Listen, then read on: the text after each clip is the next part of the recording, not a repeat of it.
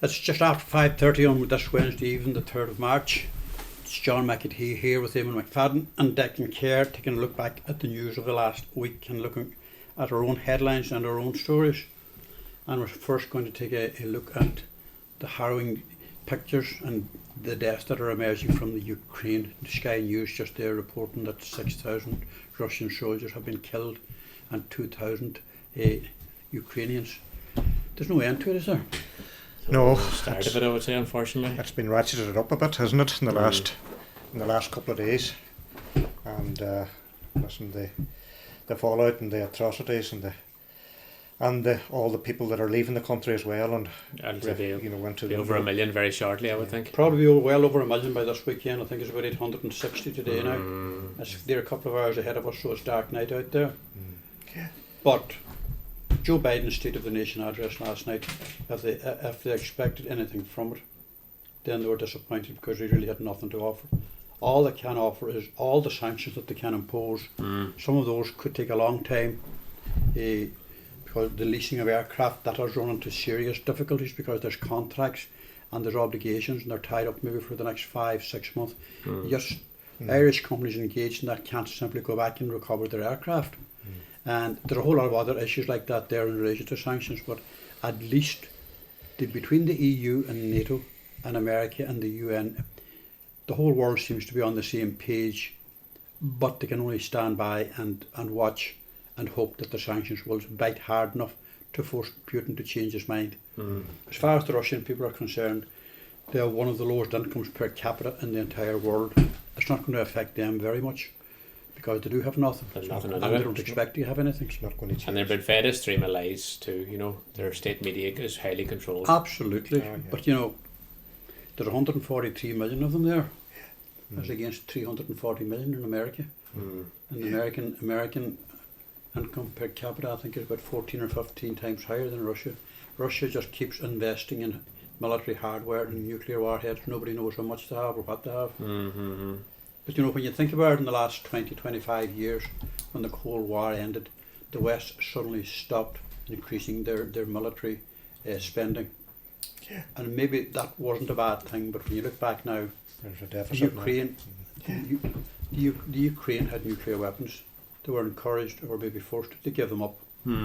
Because they had a view of applying for application to join the EU. It has never gone anywhere. Now they may be thinking about that again, and it could be used as a bargaining tool to bring Putin to the table, and that they may seek agreement or maybe give him permission to join the EU, but they must give a guarantee to Russia that there will be no US air bases or any nuclear warheads, expansion, because they have a 2,000 border with the Ukraine. But anyway, there's breaking news coming up here on two fronts. Politics both, which we love very dearly in the Tribune, and there's a surprise budget surplus of almost $1 billion for the month of February, and the first 2 months of the year the budget is way up by 10.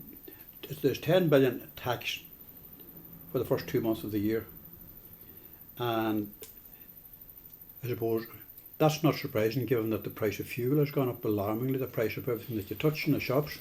About to go sky high again. If you want to buy a packet of biscuits or a bicycle, if you're inclined to cycle, or a new car, prices have gone through the roof and everything. So the government is ramping it in. VAT is up by 27% alone. Why VAT can't be reduced and scrapped for a period of 6 months on a whole range of commodities that are affecting the people.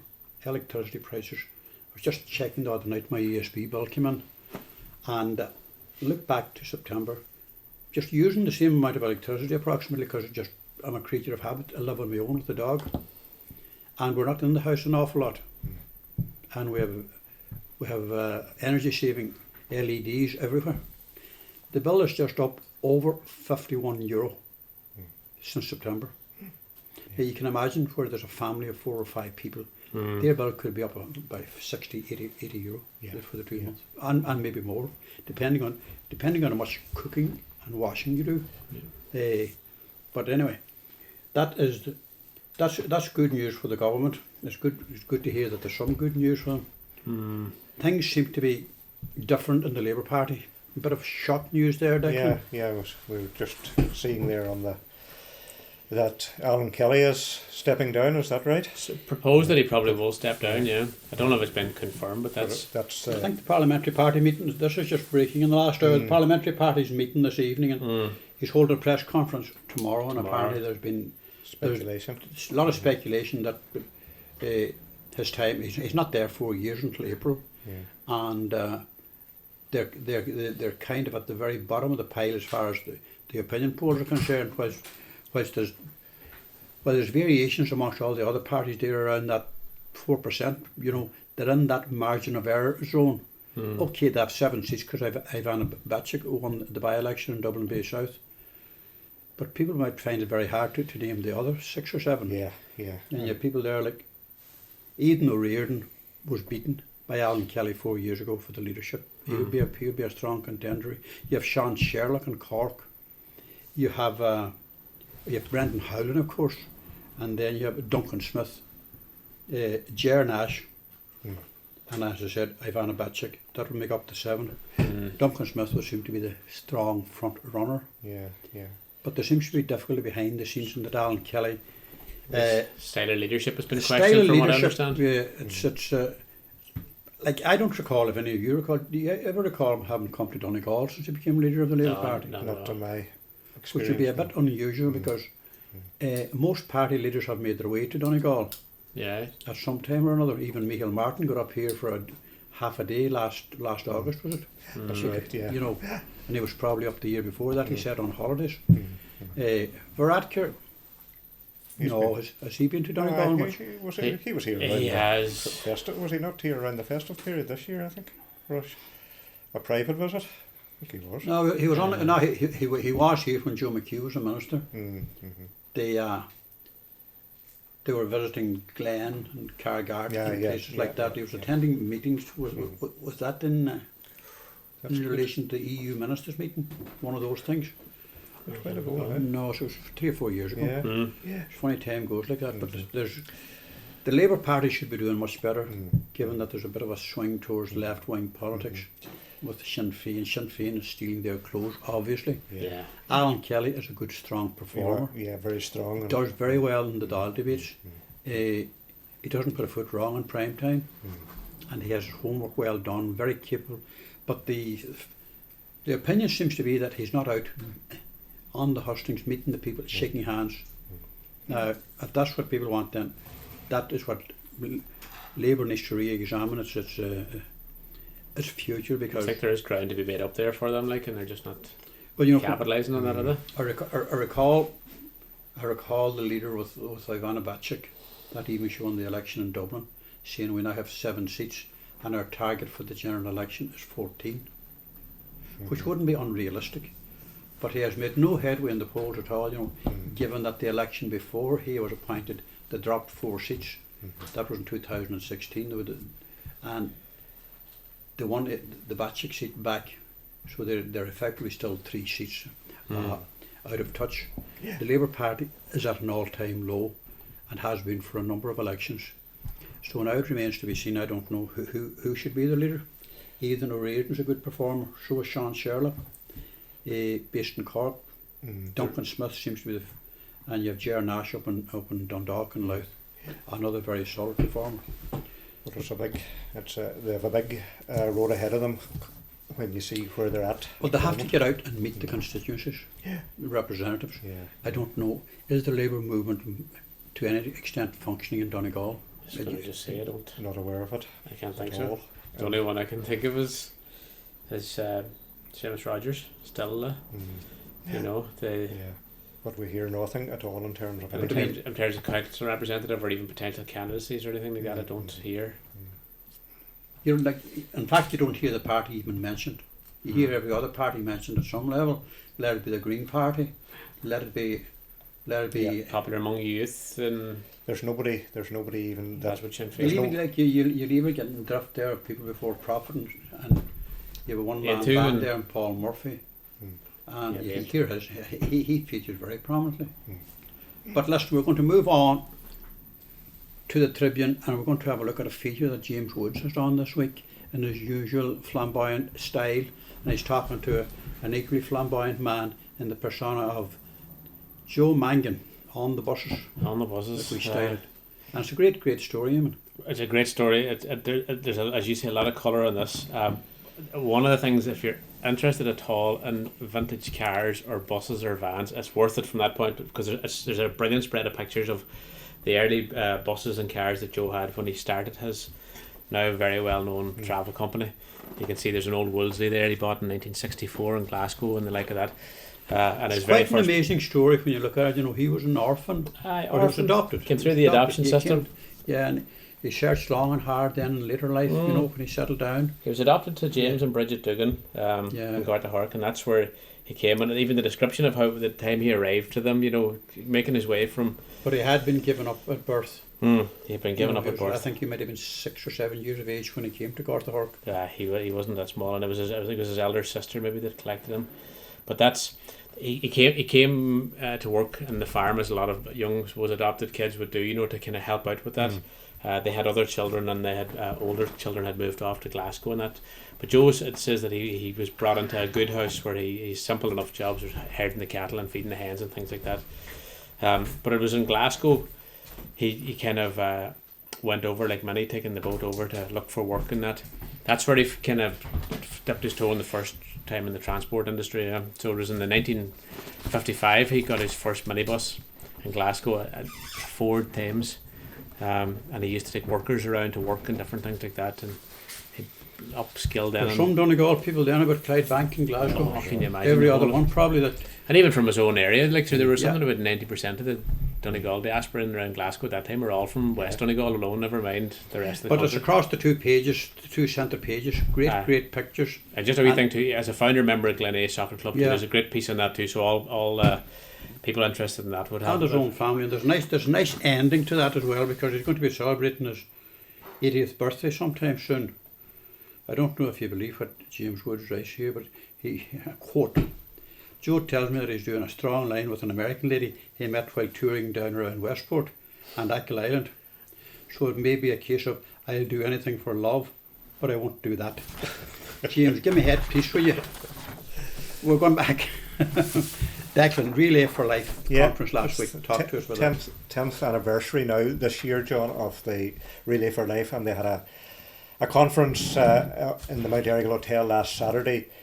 They had a few guest speakers there, including Dr. Rob O'Connor from the Irish Cancer Society, and they also launched a new program, a support program for teachers in schools to work with pupils that maybe have family members with cancer and that sort of stuff. So it's the first of its kind in the country. That has been in the pipeline actually before COVID, but then COVID paused things, and one of the people that was involved in that was the late Nora Friel, the principal teacher in the Loretta Convent in Letterkenny. Very fondly remembered. She was working on it in that project, and the other teacher that featured prominently there is Fiona Temple, the principal here in Mulroy College in Milford. So they launched that, and that's going out in the schools, and it's the 10th year. So listen, it's a special year, and they'll be looking for the support of the public again on the 28th and 29th of May when they host their Relay for Life out in the LYIT. So they're back having a live event again, which is a massive thing for them, right? Live event again. So it's one of the most missed weekends of support, and all of that goes into it, you know. I used to be at that almost every year. Huge event. It's a huge event, but it's very well organised and very well run and well done to them. They continue to raise awareness, they continue to raise a lot of money. I was just listening to Donald Kavanagh probably last week on the wireless, because he is one of the survivors, and he's a very fine spokesperson for them. He spoke at the conference too. So they have a good committee there. They have a strong committee, and it's good to see it back, and we wish them every success with it. We're going to look then at from armed struggle to academia. Terman launched from memoir of the Troubles, and this is the story that we've been featuring from Paddy McMenamin, who has written extensively for the Tribune over the years. He has been through the Troubles. He's been part of the Troubles because he was interned on the Maidstone, the former troop ship in out in Belfast Lough. He was a political prisoner in McGilligan and then in the Hitch blocks in Long Kesh.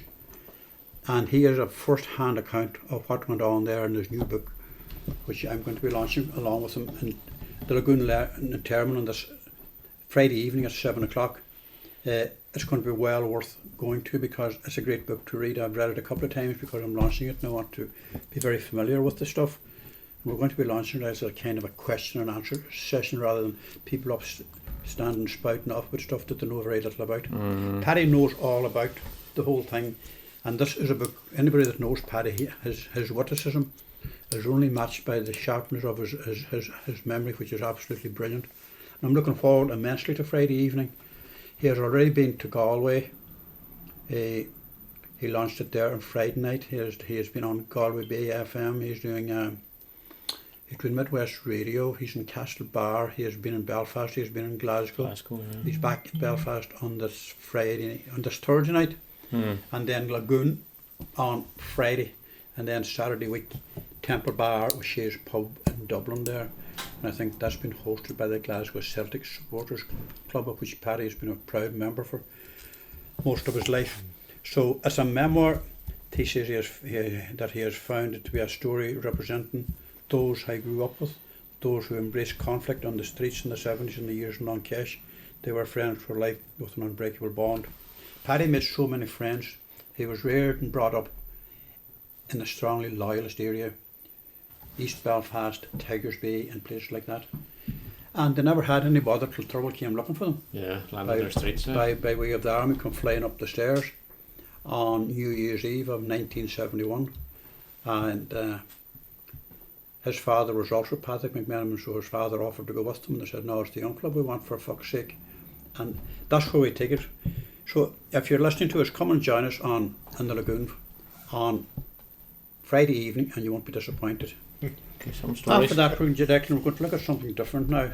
The Cathedral Quarter in Letterkenny. Yeah, of course they're a very active group there in the Church Lane, John, and they had a launch of a vision document for 2040, or going towards 2040. They done that in the Downs Hotel there on Thursday night. It's just really, I suppose, a continuation of the work that they have been doing and looking at regeneration and revitalisation of the town centre, and they've made a series of suggestions there in that vision for the transformation of that area, with things like suggestions like a public realm space and new connectivity with walkways and a community hub. Lots of things there. I suppose it's a fairly major, I suppose, in terms of what they're looking at. But I suppose if they get some of those things along the way, it would be great. And it could be great. Town centre needs something more. Yeah. I'm not too sure what the town centre needs, but it does need.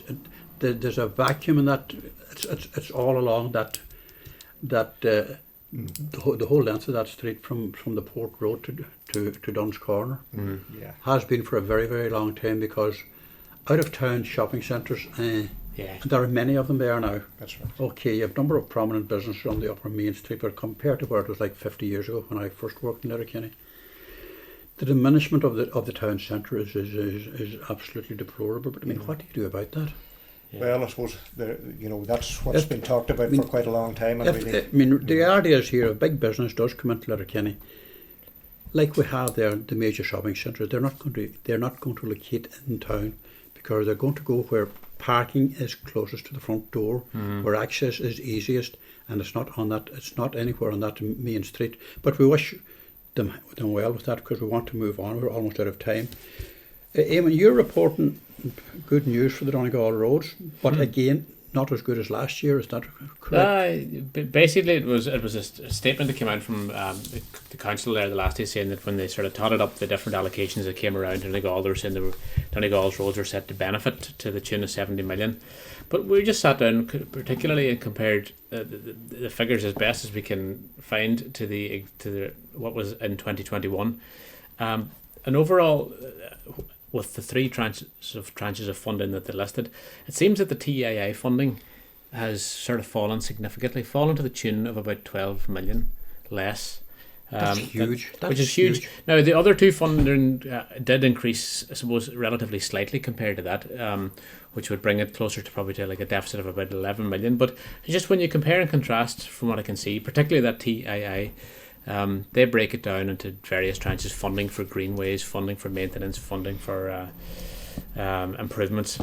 And they list those out, but really when you set them side by side, it's clearly obvious that there's a 12 That's million the deficit strange from thing last when year. you do a comparable analysis of last year and this year. You're down close to 11 million, really, aren't we? Yeah, like we have it. Yeah, it would be closer to 11 million from what I can see, and that's Like, primarily the reduction of the TII funding. Like, we did run that past Patrick McLaughlin yesterday afternoon because he was on the phone at that same time about something else, Yeah, and he said that those figures have to be questioned. they have to be clarified by the authorities. And he states that if there is a statement that doesn't seem to highlight a reduction in funding but looks positive at the first read, we need to know why. Yeah. Listen, we're going to move on, take a quick look at another story about the suckler farmers' income. As Ireland's proposals for the new cap continue to be analysed in Brussels, fears have emerged that 350,000 cattle in the national suckler herd may be excluded from payments in the new raft of rules and regulations that are coming in now under the new cap from next year. At the moment, there are 800,000 cattle in the suckler herd. If, as the INHFA, and they are the main farmer group for the small west of Ireland hill farmers, Yeah. their information is that the EU doesn't propose, nor does Charlie McConroe, they don't propose to touch the suckler herd. But there's going to be, and this is going to be a very clever one, 350,000 of those cattle are going to be excluded from payments. Like, in other words, you can keep as many as you like, but only X number are going to be included. So on that happy note, let's go and get some food. Good night.